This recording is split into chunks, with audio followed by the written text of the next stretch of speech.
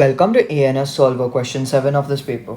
So for part A1 they are asking us to write down the median mark. So the median mark is always represented by this mid line in a box and whiskers plot. So this middle line, it indicates that it is at the 70 mark. So your final answer for part A1 would be 70. Now let's move to part A2 where they are asking us to work out the range. So the range is also really easy to find from a box and whiskers plot.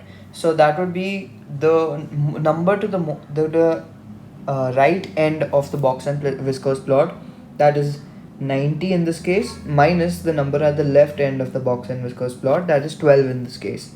So 90 minus 12 is equal to 78, and therefore 78 will be your final answer for part A2 of this question. Now let's move to part A3.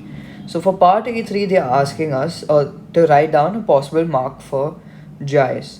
So they are telling us that Jais scored a mark in the test that was higher than 75% marks scored by the 75 scored higher than the mark scored by 75% of the students.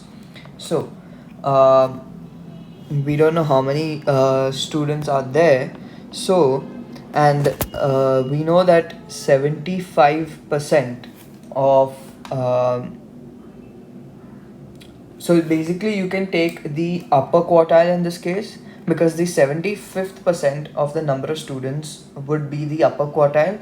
Now the upper quartile is at 86 over here, so you can take a number above 86, so you could take 87 or 88. So usually for these type of questions, again they have a range of answers, so probably the answer could lie between 86 to 89 or 85 to 88, something like that.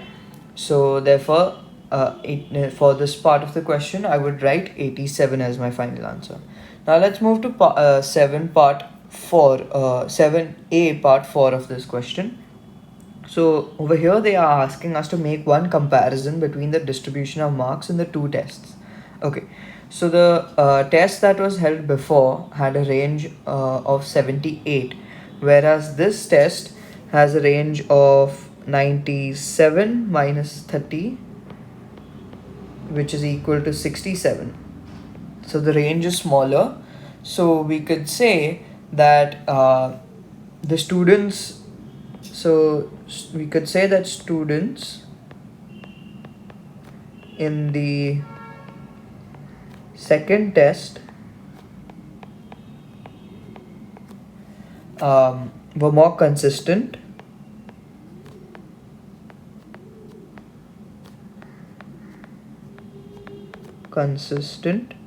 and for the reason you could state that the range for the first test was greater than the range of the second test. Now this is one of the reasons. You could even talk about the median. So in the first case the median was 70, whereas in the second case the median is 74. So you could say that so I'll just write it over here, 74. So you could say that the students did better on the second test because the average was higher or the median was higher. So you could say that students scored better on the second test compared to the first. And for the reason you can state the median to the first, and therefore you could write any one of these 2 points as your final answer for part A4 of this question. Now let's move to part B. So for part B they are asking us to calculate an estimate mean. Now the formula for mean when there is frequency involved is summation fx divided by summation f. So therefore the value of x in this case would be the midpoint of the class width. So let's find that first. And how you do that is you add the two ends of the class width. So for the first case it would be 20 plus 0 and divided by 2. So 20 divided by 2 is equal to 10. Like that you can find the x values of each class width. So for the second one it will be 25, then it'll be 32, then it'll be 37, then it'll be 50. So now all we need to do is multiply it with the frequency. So 10 multiplied by 4 is 40, plus 25 multiplied by 9, which is 225, plus 32 multiplied by 20, which is 640, plus 37 multiplied by 15, which is 555, plus 50 multiplied by 2, that is 100. So now you should always recheck your working. So 10 multiplied by 4 is 40, 25 multiplied by 9 is 225, 32 multiplied by 20 is 640, 37 multiplied by 15 is 555, and 50 multiplied by 2 is 100.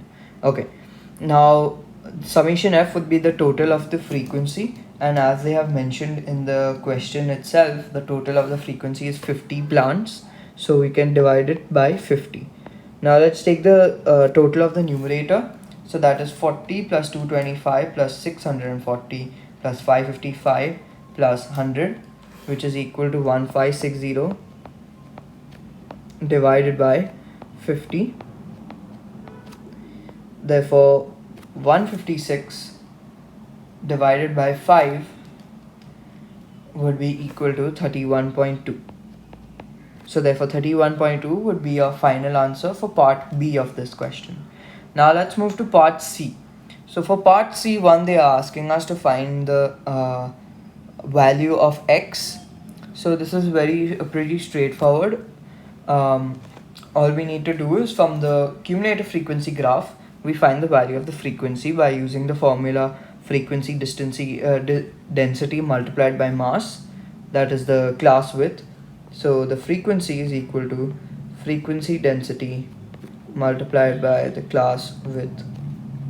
So we can say that the frequency density is 7.6 for this case, multiplied by the class width, which is 110 to 115, so that is 5, and therefore your frequency would be 7.6 multiplied by 5, which is equal to 38.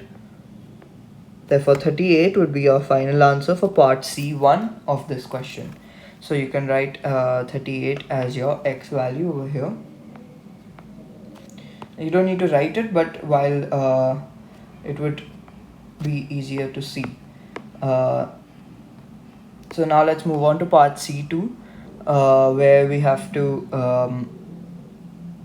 complete the histogram, or they are asking us to complete the histogram. So let's do that. But for each remaining scenario, we have to find the frequency density. So the frequency density is calculated by frequency divided by the class width. So the frequency of the third scenario, which is 44, divided by the class width, which is 10, so the frequency density would be 4.4. That comes right here, and the class width is till 125, so that would be till here. Now for the last scenario, the frequency is 51, and the class width is 15. So 51 divided by 15 is equal to 3.4. So that would be right here. Now therefore we can show this till the end of the graph, because the class width goes up till 140, and therefore we have completed the histogram as they've asked us to do in part C2 of this question, and therefore this is the final answer for this question.